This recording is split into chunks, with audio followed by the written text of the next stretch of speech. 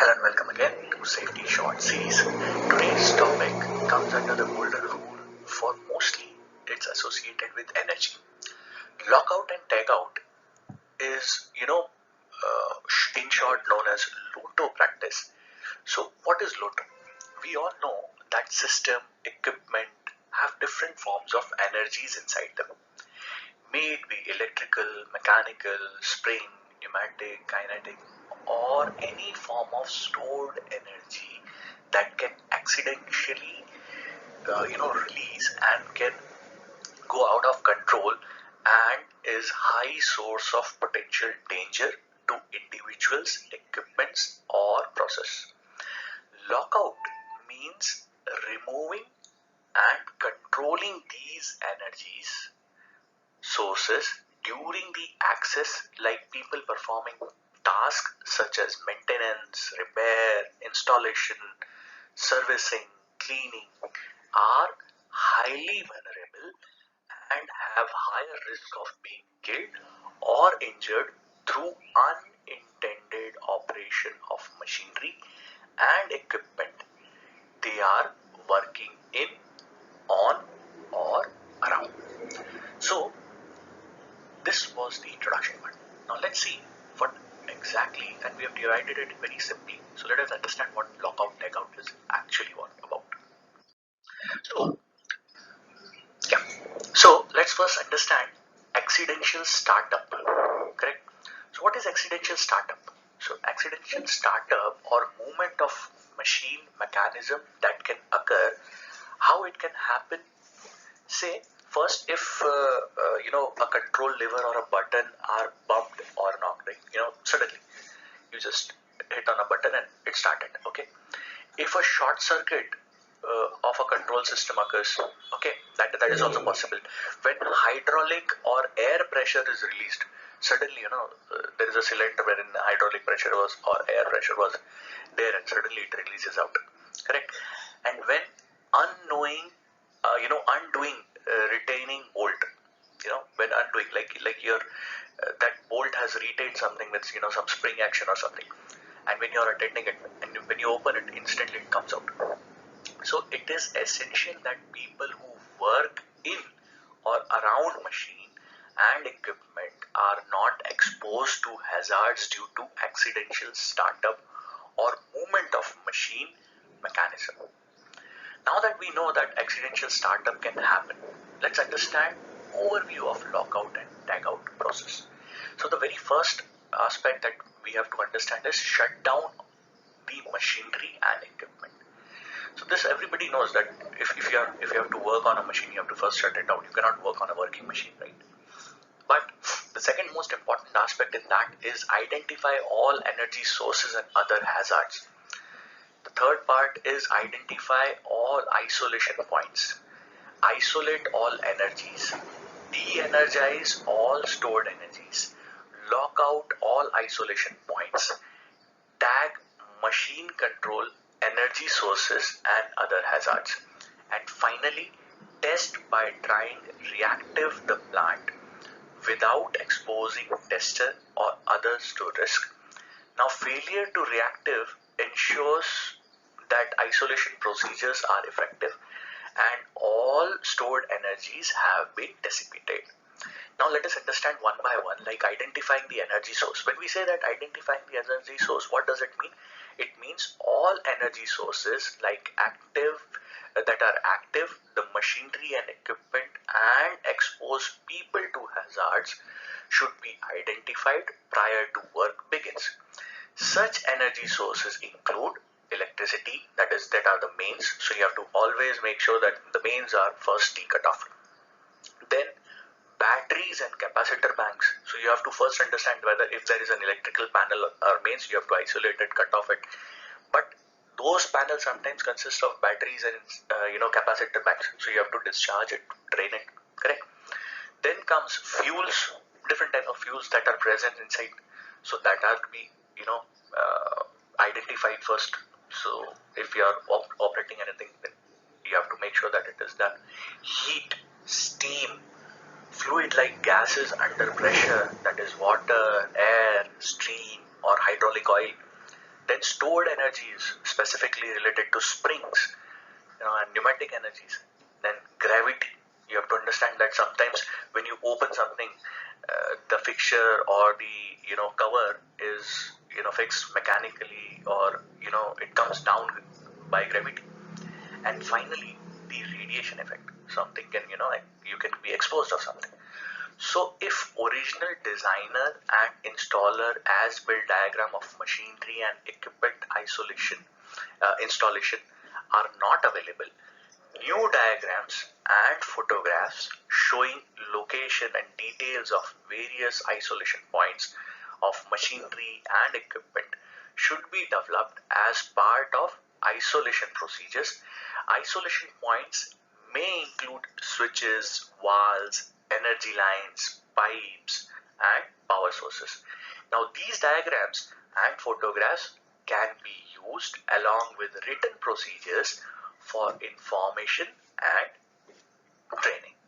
Now, coming to the second aspect of it, and that is de-energizing stored energy. So, any or all of the following steps needs to be taken to guard against energy left in the machinery and equipment after it has been isolated from energy sources. Now, inspect the machinery and equipment to make sure all parts have stopped moving. Install ground wire.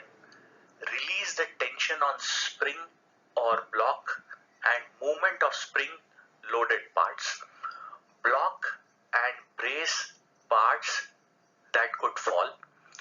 Block parts in hydraulic and pneumatic systems that could move from pressure loss. Bleed the lines and leave the vent valve open. Drain process lines, process pipelines, systems, and close valves to prevent the flow of hazardous material. If a line must be blocked, there is no valve, use blank flanges. Purge the reactor tank and process lines. Dissipate extreme cold or heat or provide protective clothing. If stored energy can accumulate, it must be monitored to ensure it stays below hazardous levels. Now comes to the isolation procedures. That is, isolate all energy sources, like we were talking, right?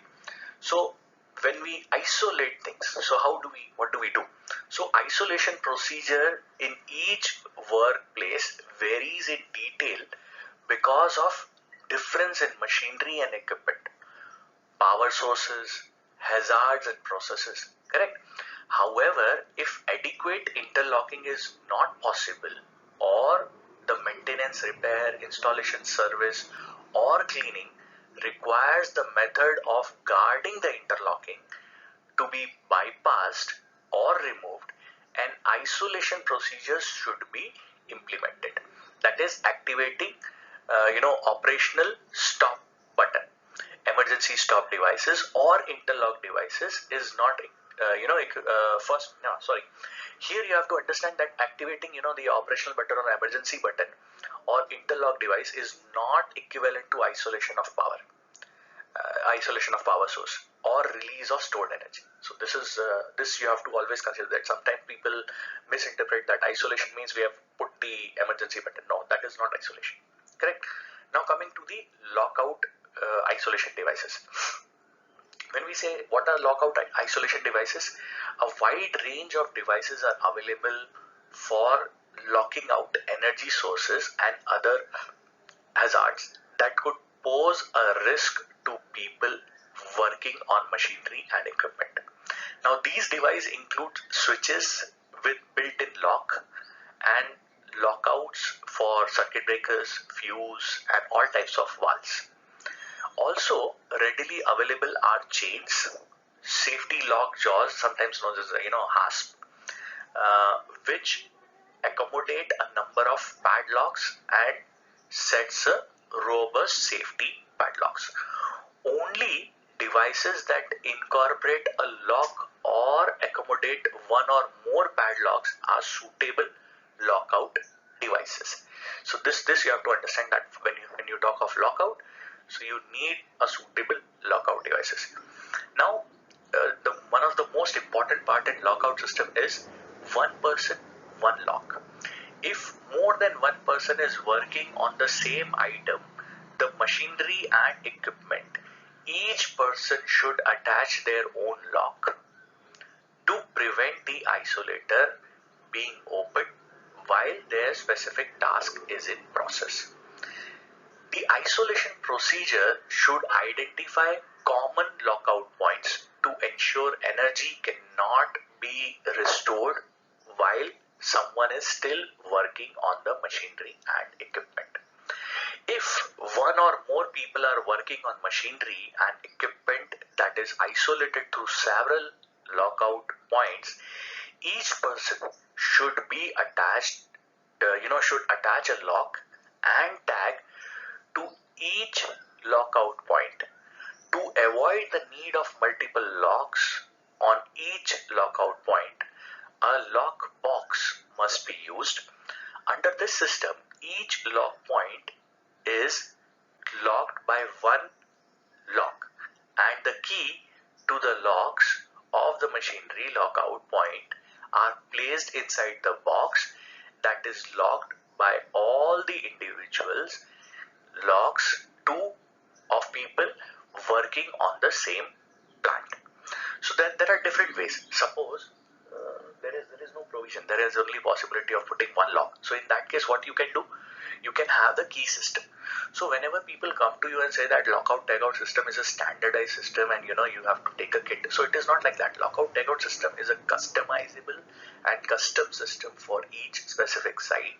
So either you can use different types of lock when you have multiple activities, or you can use multiple keys stand. So if a system, a lockout is done, suppose there is a possibility of putting only one lock. So what you need to do, everybody takes its key out. So there is single lock, but there are multiple keys. So the person who places the last key inside the box, that will be at the equipment end only. A box has to be placed. So okay, we can see, oh, this key is missing. So unless and until that key goes in, the last person putting the key can open the lock. Now, multiple energy sources or one lock, one key mechanism that I'll explain. So each person working on a machinery and equipment should have their own lock, key and tag. There should be no dispute, or duplicate key available for any lock, except a master or a duplicate key for use in emergency that is secured and not readily available.